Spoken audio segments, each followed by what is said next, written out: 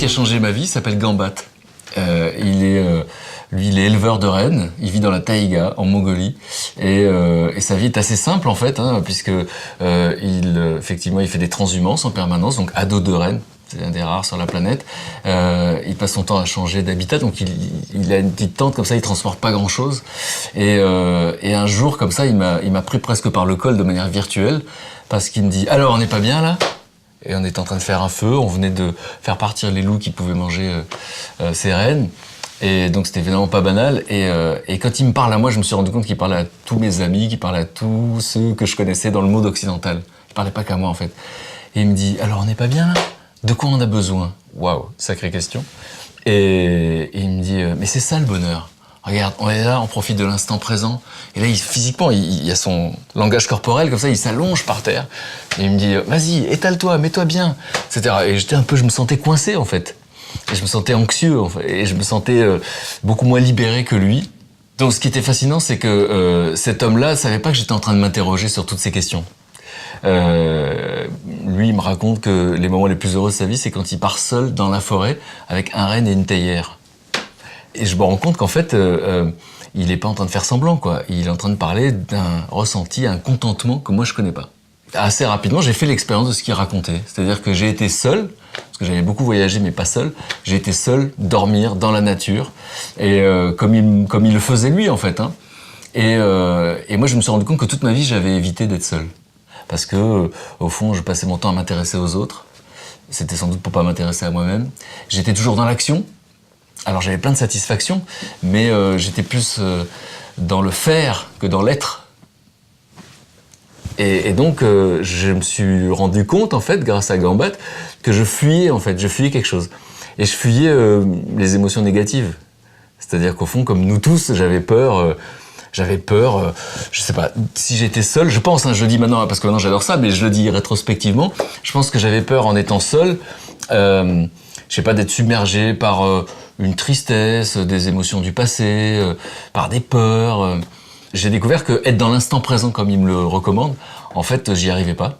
Et puis j'ai découvert même grâce à des neurologues que c'est pas très naturel pour nous les humains d'être dans l'instant présent. En fait, notre cerveau, notre cortex préfrontal passe son temps à organiser les choses, etc. On a je sais plus combien de pensées à la minute.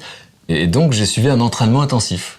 Alors au début ça se présentait comme un truc anti-stress, ça tombait bien. Moi j'étais quelqu'un de très anxieux qui avait du mal à apprécier l'instant présent parce qu'il passait son temps à penser aux soucis d'après.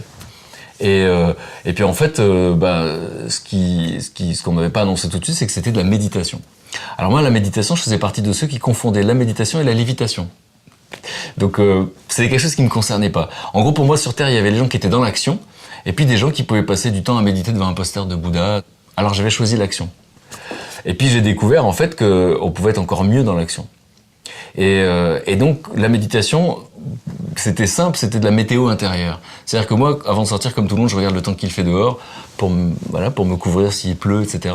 Et la méditation, finalement, c'est une méditation laïque. Alors j'y tiens beaucoup en fait. C'est une technique qui a été aux États-Unis propagée par un garçon qui s'appelle John Kabat-Zinn, qui est un scientifique, et en France par un homme qui s'appelle Christophe André, qui est un psychiatre. Donc c'est important pour moi qu'il ait plein de diplômes. J'avais pas envie d'un truc trop barré, j'avais pas envie de faire confiance à n'importe qui. Et j'ai découvert cette technique. Mais c'est vraiment une technique qui demande de l'entraînement. C'est-à-dire qu'il suffit pas de savoir comment ça marche. Moi, j'ai plein de potes qui ont des abdos incroyables, ils m'expliquent comment ça marche, et j'ai beau savoir, j'ai pas les abdos. Parce que je fais pas l'expérience. Donc, j'ai commencé à faire les expériences de la méditation, et j'ai été très loin, puisque je me suis retrouvé à faire une semaine de silence. C'est-à-dire une semaine pour aller à l'intérieur de soi. Alors, c'est l'expérience la plus incroyable que j'ai jamais vécue, et du coup, ça change toute la perception du réel. Ah, c'est aussi simple que ça. Et je me suis rendu compte que ce qu'on appelle le réel, c'est nos perceptions. Il n'y a pas que notre regard, mais il y a plein de sens. Notre ressenti, on fait pas très attention à notre ressenti. Moi, j'étais plutôt un cérébral. Alors, j'ai pas dit un intellectuel, mais un cérébral. Et je faisais pas assez confiance à mon intuition, à mon ressenti. Et depuis que je fais confiance à mon ressenti, alors ma vie elle est plus chouette. Parce que d'abord, vous faites le tri. Les gens toxiques, il y en a plein autour de nous, on s'en rendait pas compte. Des activités toxiques. Il y avait des tas de trucs où je me sentais pas bien, mais je croyais qu'il fallait faire ceci ou qu'il fallait faire cela. Et puis surtout, la perception du monde, c'est ce que je ressens à l'instant T. J'ai compris qu'il n'y avait pas autre chose. J'ai compris qu'en fait, le passé n'existe pas, on peut y aller ensemble, enfin voilà, à part dans les films, on sait pas faire. Le futur n'existe pas, et le seul truc qui existe, c'est ici et maintenant. Alors du coup, qu'est-ce qui est important? C'est ici et maintenant. C'est aussi basique et presque... c'est implacable en fait. Et donc du coup, j'ai vécu cet entraînement à être dans l'ici et maintenant. En fait, je me suis rendu compte qu'avant, je passais mon temps à fuir mes émotions négatives, alors par tous les moyens, hein, boire un coup, faire la fête, aller au cinéma, etc. Alors que là, j'avais plus envie de les fuir, j'avais envie juste de les observer. Parce qu'en fait, les chercheurs ont expliqué que quand on observe une émotion, ça s'appelle la diffusion. C'est presque à la désactive. Observer ce qu'on ressent, et pas le fuir. Donc ça, pour moi, ça a été extraordinaire. Ça apprend tout simplement à se recentrer, à savoir qui on est, et un peu plus, évidemment, c'est un chemin. Et puis ça apprend surtout à faire... Moi, ça m'a appris à faire attention à mes besoins. C'est-à-dire, c'est quoi mes vrais besoins? En fait, on se rend compte qu'ils sont pas énormes. C'est pas énorme. Et cette méditation vous promet pas le bonheur ni la fin de la souffrance. La méditation laïque que j'ai découvert, moi, ça m'a promis juste l'idée que quand ça allait pas bien, je devais observer ce que je ressentais. C'est tout. Se recentrer sur l'instant présent, moi, ça m'a appris à me sentir bien. Alors, ça peut paraître égoïste. Et puis, les chercheurs m'ont expliqué un truc incroyable. Vous savez, quand on prend l'avion, moi j'avais été choqué la première fois que j'ai pris l'avion, j'avais 20 ans, parce qu'on nous dit, en cas de dépressurisation, eh bien, les masques à oxygène vont tomber.